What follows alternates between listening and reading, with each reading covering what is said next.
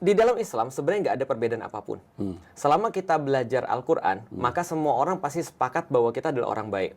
Selama kita misalnya pergi ke masjid, pasti orang-orang sepakat bahwa ini adalah orang yang soleh atau mencoba jadi soleh. Di titik ini sebenarnya secara keumuman kita bisa belajar dari mana saja, belajar apa saja. Bahkan di dalam Islam pun kalau misalnya kita sudah sampai pada pertanyaan lebih lanjut ya, boleh nggak sih aku belajar Alkitab misalnya, atau belajar Injil, atau belajar Talmud misalnya dan segala macam, boleh. Karena belajar sesuatu tidak menjadikan kamu sebagai sesuatu sebenarnya, karena itu sesuatu yang sangat berbeda. Nah, jadi kalau dalam posisi Mas Panji sebenarnya, Mas belajar kemana saja, itu Mas bisa jadi akan di-labeling oleh orang, tapi Mas tidak akan melakukan sesuatu yang salah. Karena belajar itu tidak akan salah, meskipun yang dipelajari adalah sesuatu yang salah. Tapi belum tentu salah kan? Iya, ngerti. Nah, kita bisa belajar tentang sesuatu yang salah, benar, tanpa menjadi salah juga. nah itu sentence yang sangat bagus sekali. Nah, artinya di titik ini nggak ada masalah sih, Mas.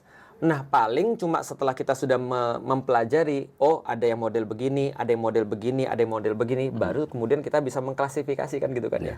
Artinya dari awal menurutku rasa takut itu problematis ketika kita belajar, termasuk takut ketika kita di-labeling masuk dalam kelompok ini atau kelompok itu.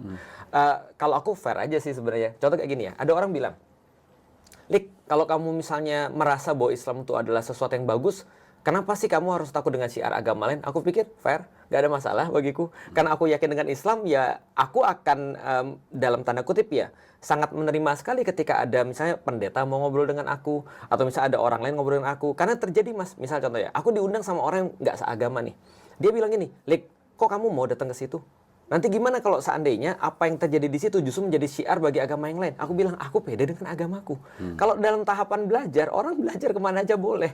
Gitu kan ya. Bahkan ketika di dalam Islam pun, akhirnya Islam memakai perbandingan itu. Karena Islam yakin betul bahwasanya dia cukup kuat untuk memberikan orang pencerahan gitu maksudnya. Oh gitu? Iya. Jadi silakan mempelajari apa saja. Al-Quran itu nantangin kita gini. Hatu burhanakum. Bawa argumen kalian. Yang manapun. Nanti ketika kalian bawa argumen kalian, lalu kemudian kalian kasih yang bagus, kalian akan appreciate yang bagus ini. Artinya Islam merasa cukup pede sih untuk dalam titik itu misalnya. Nah, di dalam Islam pun sebenarnya apapun bisa Mas pelajari sih. Dan